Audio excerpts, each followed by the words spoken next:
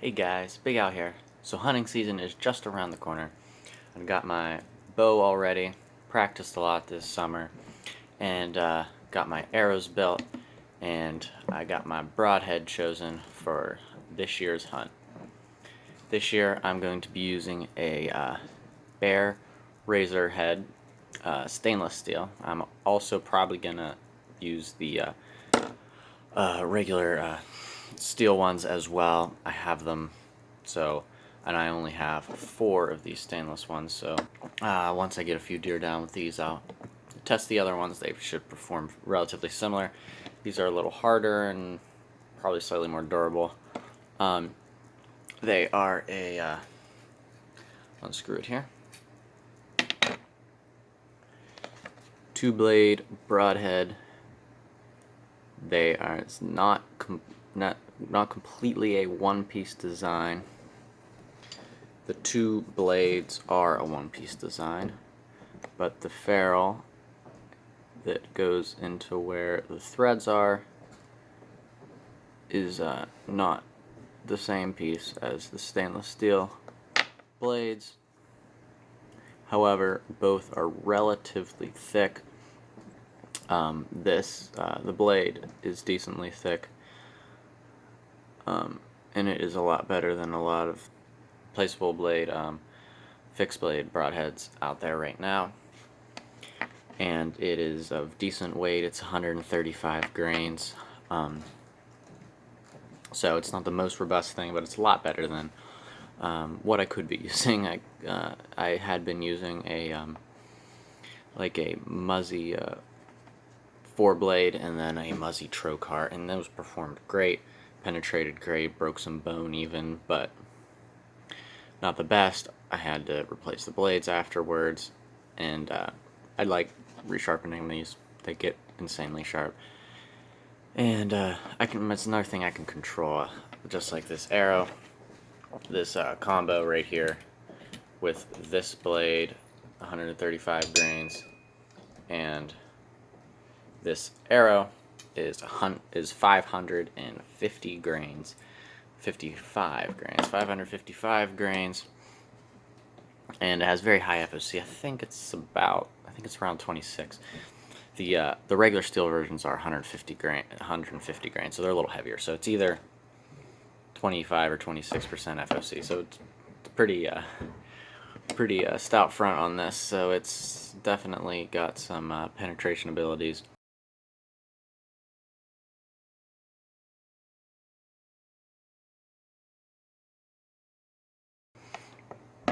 And that's my goal, to have a better penetrating broadhead for better clean kills. The one thing I did to modify it was it came with a flat tip, and get it closer. As you can see, the tip is no longer flat.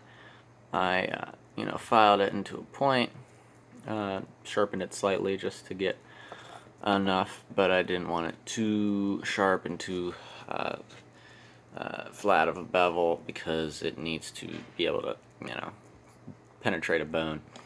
The regular, I did not change any of the angle on the regular 2-blade bevel, just resharpened it.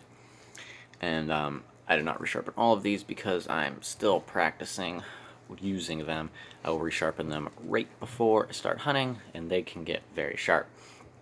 So yeah, I built 7 arrows, I think, 7 or 8 arrows for hunting. I have 4 of these with these broadheads, so that will be what is in my quiver. And I set my sight so they do relatively well with these. I have a 5-pin IQ sight, and pin gaps I just have set however they're set, and then I just figure out what range these hit at. So I adjusted it so that the first one is 20, and then they're like 6.5 yard pin gaps. And because it is a heavier weight broadhead, as it goes longer down range, it doesn't actually lose velocity as easily as a lighter weight arrow. And so that's kind of nice, especially with pin gaps, because it's just 6.5 yards down, another 6.5 yards, and it's not consistent yardages. It's not like 20, 30, 40, 50, but you know, it's a lot better than having to make it all perfectly. And if you have it written down and put it right beside your bow, it's also a lot easier. You don't have to guess. And the trajectory is actually not too bad on these. One of the issues or potential issues of making a very heavyweight, heavy FOC arrow is that the trajectory is not too good, so you're limited in your range. Where I hunt in the style of hunting I do, mostly from a tree, sometimes from a ground blind, and not very many stalking situations.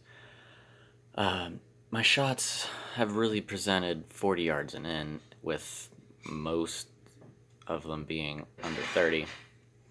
So it's really no big deal to have the trajectory relatively, you know, heavyweight. So it's not too big of a deal for me. But these are fine. I don't have to do too much adjusting for that. Like, I run my sight pretty far out, so there's not even that much space in the that I can work with. I could change that by putting it farther in, but I have it farther out because I like the pins to be nice and small, so I have a good center of aim. So I can still run it pretty far. I can starting at 20 yards. I can get all the way to 50 yards if I wanted to, but I have the max one at about 40. I think it's 41 and a half or something. It's like 42. It's close, but yeah. So I've been practicing with these, and I'm gonna show you how they shoot a little bit. They shoot pretty decent, and their accuracy is good. It's as good as mine. So yeah, they're ready to go, and so we'll be able to get a deer down with these later this year, hopefully. Okay, so here we are with my Gearhead T24 and my hunting arrows at 19 and a half yards. There's the target out there, as you can see. Should be good. So let's go.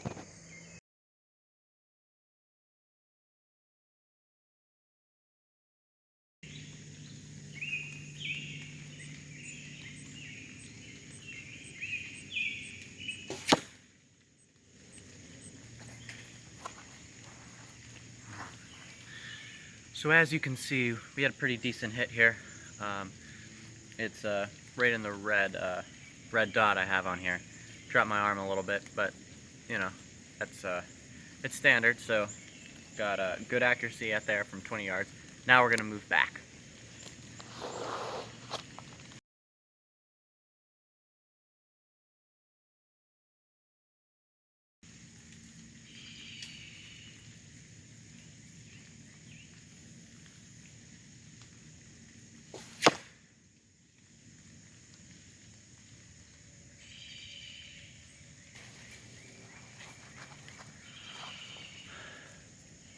Okay, so if you can see that there, we got it right on the edge of the red there, a little to the left, which is definitely just me, but it's, an inch from the center, so not too big of a deal.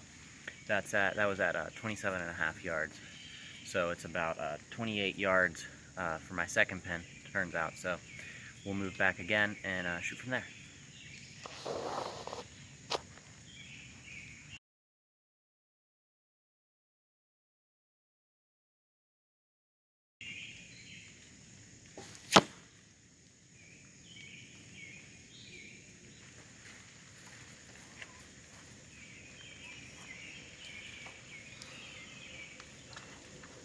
Oh, brother. And this is what I get for shooting high penetrating arrows through a regular target. It's supposed to be a broadhead target, but turns out it's not. You can see here, it's the fletching and arrows right there. This is what the other side looks like. So that was from 33 yards, and it's a little bit low, but right in there. So yeah, that's pretty good accuracy from there. And I guess I'll just push this out from the back, and the fletching on the front hit the target, but they had no issue another one thing I want to say here is this arrow's spinning as it's coming in, but the arrow, the broadhead, is not spinning. Once it hits the target, it's just going straight in because it's not single bevel. And one of the things that may happen is if you fletch this left offset, the arrow will be spinning this way. And once it hits the target and it spins this way, as you can see, it starts to it can unscrew. So I would fletch it right offset. There's a lot of people that have, said a lot of things about, whether it's left or right or whatever you need to do. I mean, whatever, but still, I've also heard that it doesn't really matter what direction you fletch, especially when you're only using a double bevel blade. So I would fletch right so that you don't have to do it across the thread. So that's just some of my advice I have. Now we're gonna move back 30s, like 38 or something. Should be about good for the next pin. We'll see.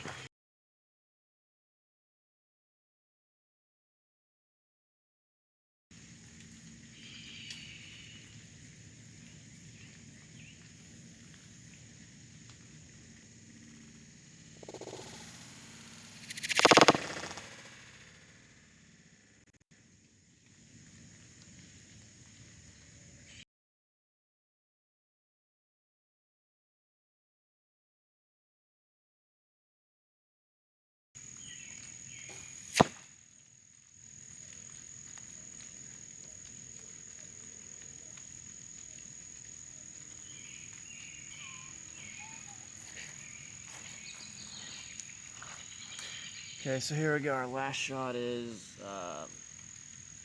about 3/4 of an inch from the red, and what's that? About 2.5 inches from the center. So not terrible.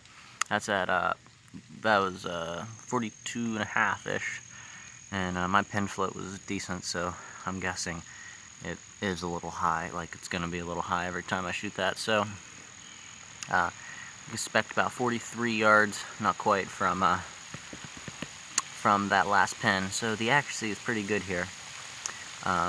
So yeah, if you practice and got a decent bow, decent arrows, and then bare shaft tune them and do all that and all the work, you're gonna get field point accuracy from broadheads that do a good job. Okay, guys, so we're back in from shooting, and don't have much else to say. You saw that they shot decently accurate.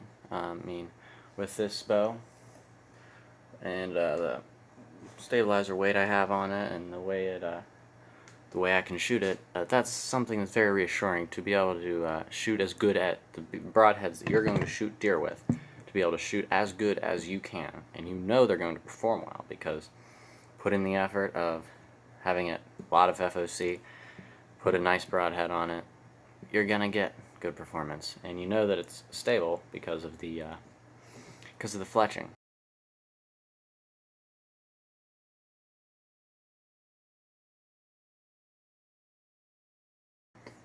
I'm not sure if you could hear the time of flight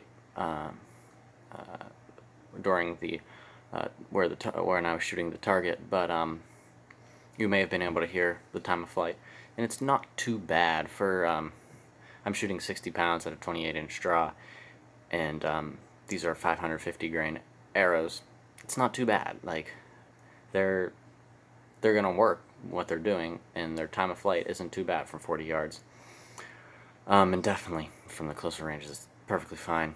So you can load it even heavier. You can go lower spine down than this if you have a setup similar to mine, or if it's bigger, keep going down farther. But these are 350 spine, and but yeah, you can put more insert weight on it. You can get a bigger broadhead, which is what a lot of people recommend. You get a chunkier broadhead on there, and it'll do even more damage. And it'll always get your pass throughs and breaking through bone and all that. So I'm shooting whitetail, and I don't need all that much. I really don't. You could kind of whitetail with expandables and with a little 350 grain arrow. You really can, but it's not optimal performance, and this will be a lot closer to optimal performance, and it just wasn't that hard and it wasn't that expensive. I've done the math before, and it comes out to a lot lower than you might think, a lot lower than even setups that don't work so well. And